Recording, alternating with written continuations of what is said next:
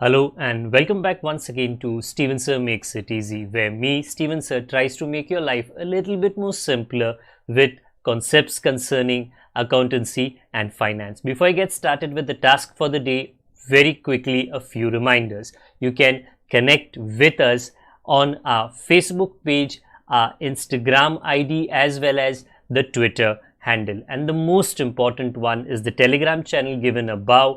If you have not installed Telegram on your mobile phone and you are a subscriber of the channel, it's my request, please get connected to the Telegram channel above, join it, so that this particular Telegram channel is used for official communication, to inform you, to update you about the lectures that will be premiered the next day, as well as the most important thing, the PDF of the question and answer, whatever is coached and tutored on this particular platform, will be shared at the end of that particular chapter, so that you can download it and use it for your future reference basis. Very importantly, at the end is, if you have not subscribed to our YouTube channel, please do make that a task for the day and subscribe to our channel, and together with that also press the bell icon so that Mr. YouTube notifies you about lectures which are uploaded on this particular platform. That's as far as the reminders are concerned. Let me get started with today's lecture.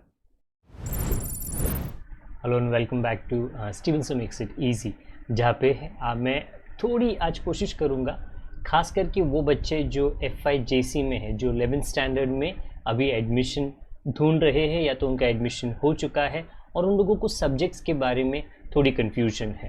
तो 11th 12th में आप लोगों को, जब आप under graduate courses तक नहीं पहुँचे हो, ओके, पर अंडर ग्रेजुएट कोर्सेज में आपके पास ऑप्शन क्या रहते हैं, that is 13th 14th and 15th में, ओके। और उस ऑप्शंस को अगर आपको इंक्रीज करना है तो कौन से सब्जेक्ट्स 11th एंड 12th में लेकर आपका फ़ायदा हो सकता है, ओके। पहले तो हम 11th एंड 12th की थोड़ी चर्चा कर लेते हैं, ओके। हाँ, देखिए, अभी आप मुंबई डिवीज़न में कोई भी कॉलेज के अंदर, ओके, आपको अनगिनत जूनियर कॉलेजेस मिलेंगे, डिपेंडिंग आपके मार्क्स और आपका जो एडमिशन का प्रोसीजर चल रहा है, आपको कहाँ ना कहाँ पे एडमिशन डेफिनेटली मिल जाएगा। नाउ जनरली सारे कॉलेजेस के अंदर कुछ सब्जेक्ट्स अगर कॉमर्स एक स्टूडेंट लेता है तो फिक्स्ड रहता है, ओके। कॉमर्स आप ऐसा कह सकते हो कि जनरल कॉमर्स है और बाईफोकल कॉमर्स है, ओके। तो कुछ लोगों ने ये जो वर्ड है बाईफोकल, वो या तो सुना नहीं है या तो उसका मतलब आपको पता नहीं होगा। वेल, नॉर्मली जो बाईफोकल का यूज़ किया जाता है, अगर आपके नाना नानी है, दादा दादी है, जो थोड़े बुज़ुर्ग इंसान है, सीनियर पर्सन्स है आपके घर में, उनका जो चश्मा लगता है ना, उनका जो ये ग्लासेस है, उसमें दो टाइप के ग्लासेस रहते हैं। मतलब एक ग्लास है बट उसमें दो टाइप के विजन रहते हैं, ओके।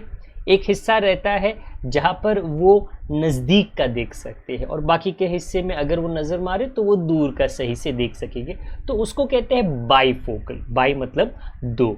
तो वैसे ही अगर आप बाईफोकल कॉमर्स लेते हो तो सब्जेक्ट्स में आपको थोड़ा फेरबदल होता है, ओके। अभी कंपलसरी सब्जेक्ट्स आपको 11th स्टैंडर्ड में अगर आप कॉमर्स लेते हो, मैं कॉमर्स की खास करके बात कर रहा हूँ, ओके, क्या मिलता है, मेरे पीछे एक लिस्ट है। इंग्लिश का सब्जेक्ट आपको कंपलसरी रहता है। इकोनॉमिक्स का OCM करके एक सब्जेक्ट आता है, ओके। OCM के सब्जेक्ट में बिजनेस क्या होता है, बिजनेस के वेराइटीज़ क्या होते हैं, बिजनेस के वेराइटीज़ में पार्टनरशिप क्या होता है जब दो लोग साथ में आके बिजनेस करते हैं, या कोई बड़ी कंपनी फॉर्म होती है तो वो कंपनी में कौन सी एक्टिविटीज़ होते हैं। तो ये सारा कुछ जो कॉमर्स से रिलेटेड है वो आपको OCM के सब्जेक्ट में पढ़ाया जाएगा। Fourth, book keeping and accountancy. ये जो बिजनेसेस होते हैं, इसमें जो ट्रांजैक्शन, जो लेन देन होता है, बराबर, उसका रिकॉर्डिंग किस तरह किया जाना चाहिए, उसका दारोमदार रिस्पॉन्सिबिलिटी जो है वो बुक कीपिंग एंड अकाउंटेंसी, एक ही सब्जेक्ट है, ओके। उसका नाम कंप्लीटली या तो BK कुछ लोग कहते हैं या तो अकाउंट्स कहते हैं। पहले 4 सब्जेक्ट आप जनरल कॉमर्स लो या आप बाईफोकल लो, मैं वो भी आपको दिखा देता हूँ, सेम ही है। 1 2 3 4 यहाँ पर भी ये बाइफोकल का लिस्ट है। ओके, इंग्लिश है, इकोनॉमिक्स है, OCM है और बुक कीपिंग एंड अकाउंटेंसी है। इसके बाद में आपके पास में चुनाव होता है। अगेन जो मैं बता रहा हूँ वो कंपलसरी नहीं है और वो कंपलसरी सारे कॉलेजेस के लिए नहीं है, क्योंकि डिपेंडिंग अपॉन द कॉलेज ये ऑप्शंस चेंज होते हैं। अभी एग्जाम्पल, आपको नॉर्मल कॉमर्स आपने लिया है, कोई बाइफोकल का आपको ऑप्शन नहीं है आपके कॉलेज में। ओके, तो आपको ऑप्शन किस सब्जेक्ट्स में मिलेंगे? 6th जैसे ही आप आ जाओगे, 5th जो है वो है EVS एनवायरमेंटल स्टडीज़। वो अगेन अगर मैंने नहीं बताया वो कॉमर्स जनरल में भी है और बाइफोकल में भी है, तो कोई ऑप्शन आपको उसके लिए मिलता नहीं है। हाँ, 6th यहाँ पर आपको ऑप्शन देता है, ये जनरल जो नॉर्मल आप बोल सकते हो कॉमर्स है। ये लैंग्वेजेस का ऑप्शन देता है। आप अगर आप चाहते हो हिंदी ले सकते हो, उर्दू ले सकते हो, मराठी ले सकते हो, गुजराती ले सकते हो। लैंग्वेजेस में से आप एक ऑप्शन लेते हो। काफ़ी 90% जो कॉलेजेस है या काफ़ी मैक्सिमम कॉलेजेस यहाँ पर हिंदी आपको मिलता है। हाँ, मराठी का ऑप्शन, गुजराती का ऑप्शन, उर्दू का ऑप्शन तभी आपको मिलेगा अगर उस कॉलेज के अंदर वो ऑप्शन अवेलेबल रहेगा, वो टीचिंग स्टाफ अवेलेबल होगा, वरना नॉर्मली हिंदी ही मिलता है। हाँ, अगर आपको लैंग्वेज नहीं चाहिए, ओके, आपको ऐसा लगता है कि लैंग्वेज लेने से आपका कोई स्पेशल स्किल नहीं बढ़ने वाला है, तो ये मेरे पीछे जो है इंफॉर्मेशन टेक्नोलॉजी। ओके, ऑब्वियसली आजकल इंफॉर्मेशन IT का ज़माना है। ओके, तो information technology is a very useful subject definitely. अगर आपके कॉलेज में ऑप्शन है लैंग्वेजेस के बीच में और इंफॉर्मेशन टेक्नोलॉजी के बीच में, कुछ कॉलेजेस में फ्रेंच का ऑप्शन भी मिल जाता है which becomes an international language, so why not. अगर आपको ऐसा लगता है कि मुझे इन फ्यूचर जाके कुछ ऐसा कोर्स करना है जहाँ पे फ्रेंच की जो भाषा है वो मुझे उपयोगी, वो मुझे यूज़फुल रहेगा, तो व्हाई नॉट। अगर आपके उस कॉलेज में वो ऑप्शन अवेलेबल है तो आप फ्रेंच ले लीजिए, आपको हिंदी, मराठी, उर्दू, गुजराती लेने की ज़रूरत नहीं है। अगेन ये कॉलेज टू कॉलेज डिपेंड करता है। ओके, हाँ, बट अगर आपको लैंग्वेजेस ही लेने नहीं है then obviously there is a good choice of taking IT which is information technology. वो एक तरीके से आपको 11th एंड 12th में एटलीस्ट थियोरेटिकली, प्रैक्टिकली नहीं, थियोरेटिकली ये तो इंट्रोड्यूस करा देगा कि ये IT की दुनिया जो होती है, इंफॉर्मेशन टेक्नोलॉजी की जो दुनिया होती है, ये जो वेबसाइट्स आप जाते हो, ये वेबसाइट्स का क्रिएशन कैसे होता है, उसके लिए कौन सी भाषा का, कौन सा लैंग्वेज का, क्योंकि वेबसाइट सॉफ्टवेयर का जो लैंग्वेज होता है वो काफ़ी हद तक अलग होता है, तो वो आपको एक आइडिया ज़रूर दे देगा। Okay, compare to languages. काफ़ी लोगों को हिंदी जो है, बराबर, कुछ ऐसे लोग रहते हैं जिनका हिंदी मतलब बोलने में तो अच्छी तरीके से बोल लेते हैं, लिखने में जब जाते हैं तो मात्रा को कोई पत्ता ठिकाना नहीं है, सो वो मात्रा लेफ्ट में है, राइट में है, मुझको आज तक समझा नहीं है। अगर आपका लैंग्वेज का बेसिक अच्छा नहीं है और अगर आपको आगे जाके उस लैंग्वेज की हेल्प नहीं आने वाली है देन व्हाई नॉट, आप डेफिनेटली इंफॉर्मेशन टेक्नोलॉजी ले सकते हो। बट प्लीज़ याद रखिए जो फीस होते हैं, क्योंकि इंफॉर्मेशन टेक्नोलॉजी कंप्यूटर से ऑब्वियसली रिलेटेड है, तो जो लेबोरेटरी फीस रहते हैं वो इंक्रीज हो जाते हैं कंपेयर टू हिंदी, मराठी, उर्दू, गुजराती, वहाँ पे कोई एक्स्ट्रा फीस नहीं रहते हैं। ओके, तो ये एक ऑप्शन है आपके पास में अगर आप जनरल कॉमर्स ले रहे हो, आप लैंग्वेजेस में से कुछ ले सकते हो, और अगर आपका कॉलेज देता है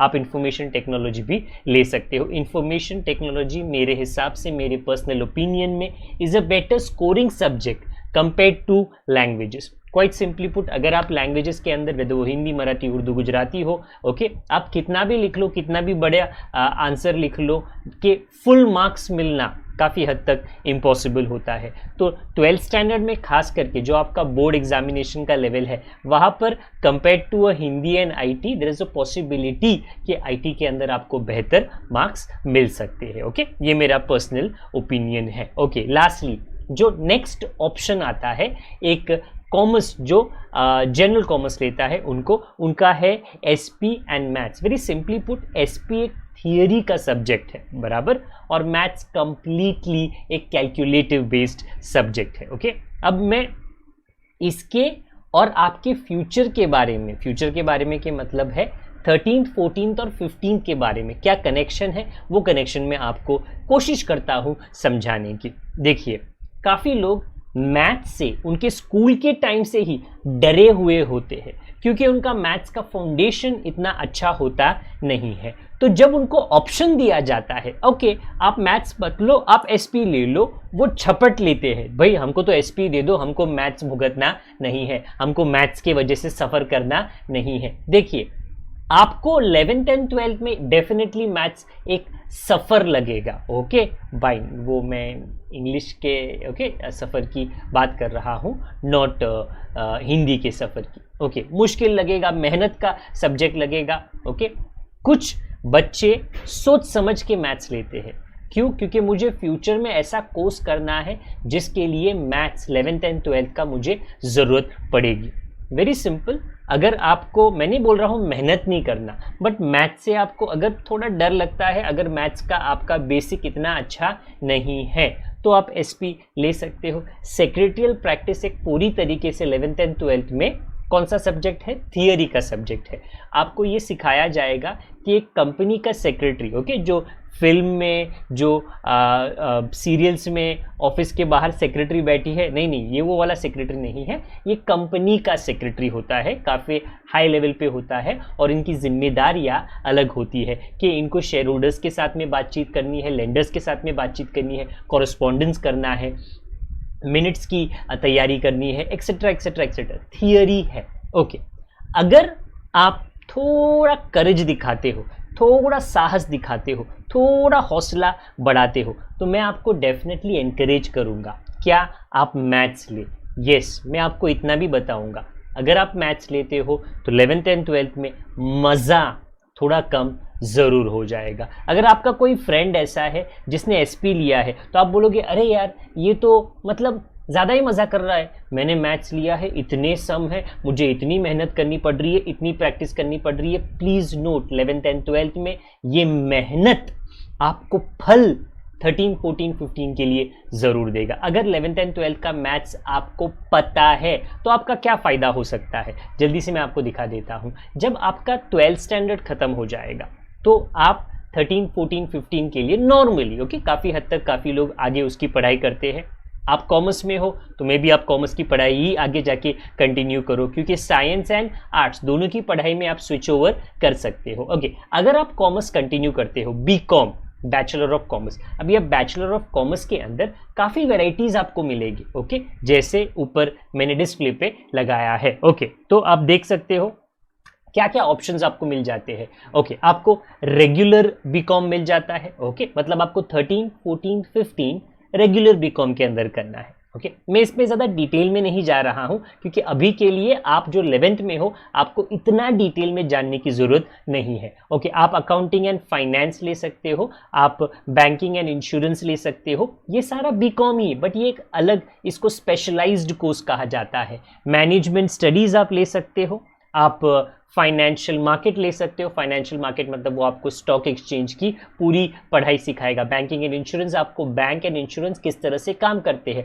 अपना हिसाब किताब किस तरह से करते हैं। ओके, ट्रांसपोर्ट मैनेजमेंट, ये थोड़े यूनिक कोर्सेज है, ये ज़्यादा कॉलेजेस में अवेलेबल नहीं रहते हैं। Investment management, retail management, okay, again ये सारे 13th, 14th, 15th है। अगर आप लेते हो रिटेल मैनेजमेंट, आप 3 साल उसकी पढ़ाई करोगे। अगर आप लेते हो मैनेजमेंट स्टडीज़, आप 3 साल उसकी पढ़ाई करोगे। बट जो मैथ्स आपने सीखा है 11th एंड 12th में, वो आपको हेल्प करेगा ये सारे ऑप्शंस को आसानी से समझने में। अगर आप मैथ्स 11th 12th में नहीं लेते तो ये 3 साल 13, 14, 15 इसमें आपको थोड़ी परेशानी डेफिनेटली होगी। ओके, तो ऐसा कहते हैं ना, मतलब अगर अभी एसपी लेके आप मज़ा करोगे तो बाद में जब आप डिग्री कॉलेज में जाओगे 13, 14, 15 थोड़ी मेहनत आपको करनी डेफिनेटली एक्स्ट्रा पड़ेगी। बट अगर आप 11th 12th में ही मैथ्स लेते हो और आपने उसकी पूरी ट्रेनिंग ले ली है, पूरा आपने चैप्टर्स को समझ लिया है, अपनी तरफ से अपनी पूरी मेहनत कर ली है, 13, 14, 15 में लाइफ आसान ज़रूर हो जाएगा। और एक मैं बहुत इंपॉर्टेंट बात आपको बताना चाहूँगा। ओके, अगर आप मैथ्स लेते हो 11th एंड 12th के अंदर, तो आप ये नीचे देख रहे हो बीएससी, ओके ये बीएससी में जो इंफॉर्मेशन टेक्नोलॉजी है ये वाला सब्जेक्ट। ओके मतलब आप कॉमर्स से साइंस में स्विच कर सकते हो 13, 14, 15 के लिए, और उसके लिए काफ़ी हद तक मैक्सिमम कॉलेजेस 12th स्टैंडर्ड का जब वो एडमिशन देते हैं ना बीएससी आईटी के अंदर, वो आपका 12th का परसेंटेज नहीं देखते हैं, वो आपके 12th का मैथ्स का मार्क्स देखते। तो ऑब्वियसली आपको मार्क्स मैथ्स तो लेना ही है और उसमें आपको मार्क्स अच्छे लेकर आने हैं। आजकल की जो दुनिया है द डिजिटल वर्ल्ड, ओके जो सारा कुछ ऐप डेवलपमेंट पे चलता है। ओके सारे वेदर वो रिलीजियस इंस्टीट्यूशंस रहेंगे, एजुकेशनल इंस्टीट्यूशंस रहेंगे, होटल्स हॉस्पिटल्स रहेंगे, ट्रैवल एंड टूरिज्म रहेगा, सब कुछ डिजिटल बन चुका है। सब कुछ में कोई ना कोई स्मार्ट चीज़ यूज़ की जा रही है जिसका स्मार्टफोन एंड्रॉयड यूज़ करता है। तो ये किस तरह ये ऐप्स का डेवलपमेंट होता है, उसकी इंफॉर्मेशन, उसके लैंग्वेज की जो सीख है वो आपको बीएससी इंफॉर्मेशन टेक्नोलॉजी में दी जाएगी। मतलब आप 11th 12th कॉमर्स करके साइंस में स्विच कर सकते हो, बट ऑब्वियसली ऐसे साइंस में जहाँ पर आपको फिजिक्स केमिस्ट्री बायो की ज़रूरत नहीं है। तो आईटी के अंदर आपको फिजिक्स केमिस्ट्री बायो की ज़रूरत नहीं है। ओके तो अगेन ऊपर से लेके ये इंफॉर्मेशन टेक्नोलॉजी तक अगर आप मैथ्स लेते हो आपके लिए वो